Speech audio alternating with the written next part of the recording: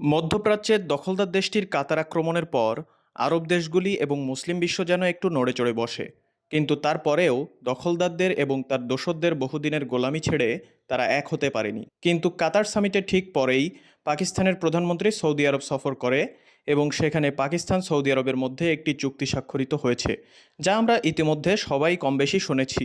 এই চুক্তির মূল বিষয় হল পাকিস্তান সৌদি সামরিক জোট গঠন করা। আজকের ভিডিওতে আমরা আলোচনা করব পাকিস্তান সৌদি এই সামরিক জোটের উদ্দেশ্য কী, কার বিরুদ্ধে এই জোট এবং কিভাবে কাজ করবে তারা। আসসালামু আলাইকুম ওয়া রাহমাতুল্লাহি ওয়া বারাকাতুহু। গত 17ই সেপ্টেম্বর পাকিস্তান এবং সৌদি এর মধ্যে এই চুক্তিটি স্বাক্ষরিত হয়। সেখানে পাকিস্তানের প্রধানমন্ত্রী শাহবাজ শরীফ এবং সৌদি আরবের ক্রাউন প্রিন্স মোহাম্মদ বিন সালমান উপস্থিত ছিল। সেখানে আরও উপস্থিত ছিল পাকিস্তানের ডিফেন্স মিনিস্টার এবং পাকিস্তানের সেনাবাহিনীর প্রধান, এবং সৌদির পক্ষ থেকে সৌদির ডিফেন্স মিনিস্টারও সেখানে উপস্থিত ছিলেন।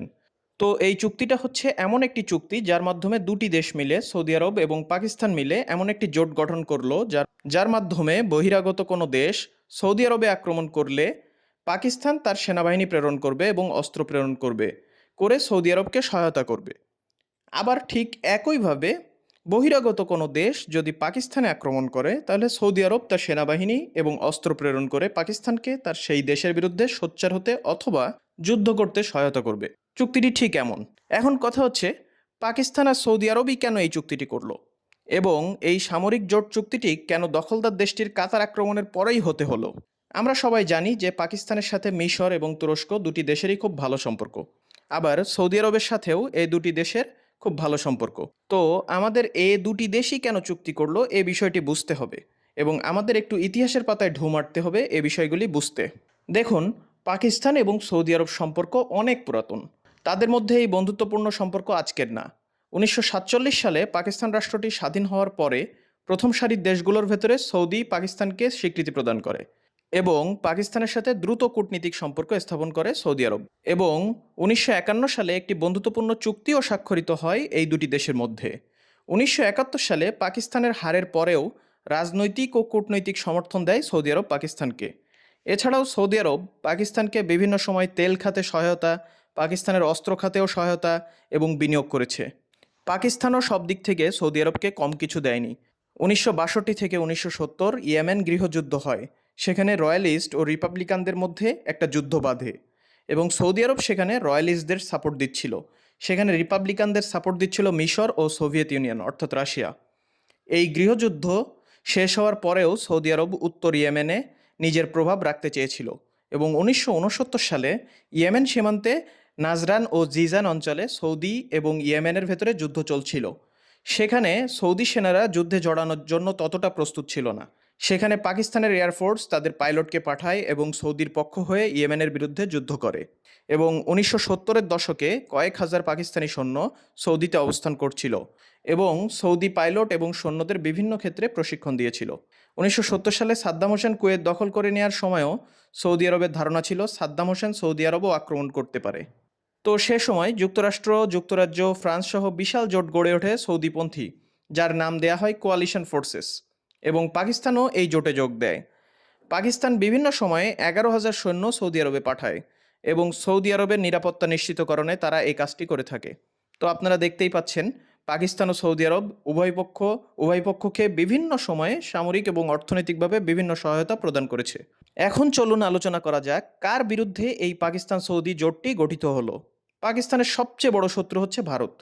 গত ভারত পাকিস্তান যুদ্ধে সৌদি আরব ভারতের পাকিস্তানের উপর হামলাকে তীব্র নিন্দা জানিয়েছিল। এখন কথা হচ্ছে, ভবিষ্যতে যদি ভারত পাকিস্তানের উপরে বড় কোনো হামলা চালায়, তাহলে কি সৌদি আরব তার সৈন্য প্রেরণ করবে বা অস্ত্র প্রেরণ করবে?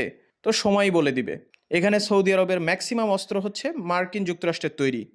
কূটনীতিক বিভিন্ন কারণে আমেরিকা ভারতের বিপক্ষে হলেও আমেরিকা চাইবে না তার অস্ত্রগুলো ভারতের বিরুদ্ধে যে কোনো সময় ব্যবহার করুক পাকিস্তান।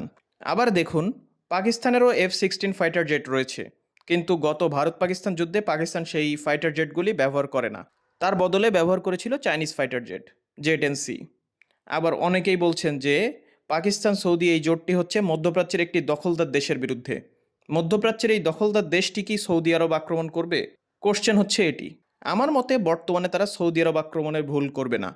যদিও কোনো আক্রমণ হয় তাহলে তারা তাদের আশপাশ দিয়ে অথবা কোনো প্রক্সির মাধ্যমে তারা এই কাজটি করতে পারে। পাকিস্তান মুসলিম বিশ্বের একমাত্র পারমাণবিক শক্তিসম্পন্ন দেশ। স্বাভাবিকভাবেই দখলদার দেশটির এবং তাদের দোসরদের পাকিস্তানের ওপর নজর রয়েছে। তো তারা যে কোনো সময় পাকিস্তান আক্রমণ করে বসলেও বিস্মিত হওয়ার কিছু থাকবে না।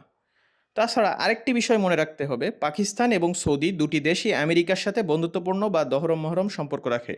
এমনকি ডোনাল্ড ট্রাম্প ভারত পাকিস্তান যুদ্ধে একরকম পাকিস্তানের পক্ষে প্রচারণা করে এবং পাকিস্তান ও সৌদি এর মধ্যে চুক্তি স্বাক্ষরিত হওয়ার সময় আমেরিকা সেন্ট্রাল কমান্ডের প্রধান সৌদি আরবে অবস্থান করছিল। তো সৌদি এবং পাকিস্তানের মধ্যে চুক্তি আসলে আমেরিকাকে পাশ কাটিয়ে দখলদার দেশটির বিরুদ্ধে সোচ্চার হওয়ার জন্য করা হয়েছে, এই বিষয়টি বলা কতটা যৌক্তিক আপনারাই যাচাই করুন। এখন আসি আরেকটি বিষয়ে, সৌদি আরবের সবচেয়ে বড় শত্রু বর্তমানে কোন দেশটি? এক কথায় সেটি হচ্ছে ইরান। ইরান এবং সৌদি আরবের মধ্যে বিটার রিলেশন অনেক দিন ধরে বিরাজ করছে। তাই সেটাকে আপনারা শিয়া সুন্নি বিরোধ বা বিভিন্ন ধরনের বিরোধ যাই বলুন না কেন, এই বিরোধ একটা বড় রূপ নিয়েছে। ইয়েমেনের হুথি থেকে শুরু করে ইরানের বিভিন্ন প্রক্সি গ্রুপগুলো সৌদি আরবের বিভিন্ন স্থানে হামলা ও সৌদি আরবের উপর দিয়ে মধ্যপ্রাচ্যের বিভিন্ন স্থানে হামলা করার মধ্য দিয়ে এই অঞ্চলে একটা উত্তেজনা চলে আসছে। তো এখন কথা হচ্ছে, এই সামরিক জোটটি কি আসলে ইরান এবং ইরানের প্রক্সিদের বিরুদ্ধে এই অঞ্চলে আমেরিকারই একটি বি টিম, নাকি তাদের নিজেদের সীমান্ত রক্ষার্থে একটা জোট? এর উত্তর খুঁজতে হলে আমাদের আরও কিছুদিন খুব নিকট থেকে এই বিষয়গুলি দেখতে হবে।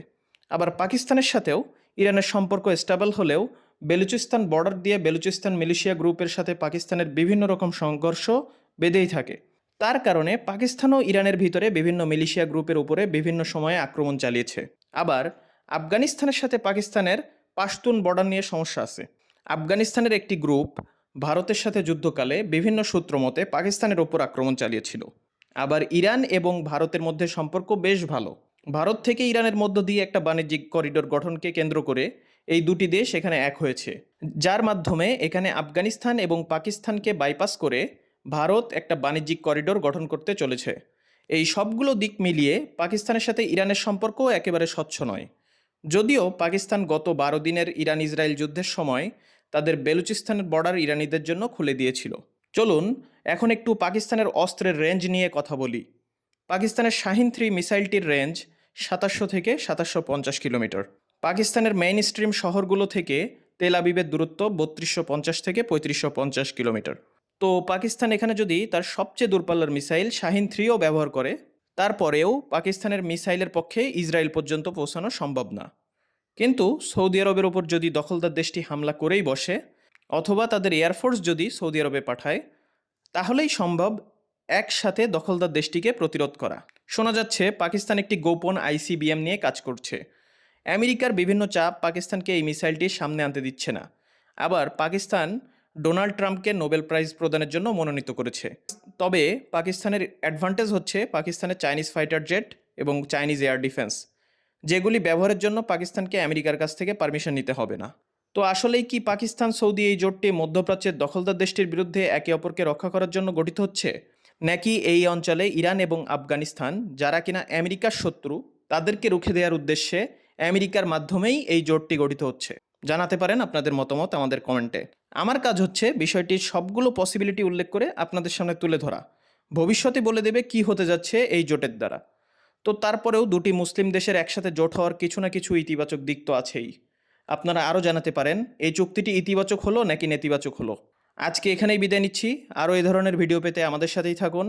ডিফেন্স ডায়নামিক্স সত্য প্রচারে কুণ্ঠিত বোধ করে না। ভালো থাকুন, সুস্থ থাকুন।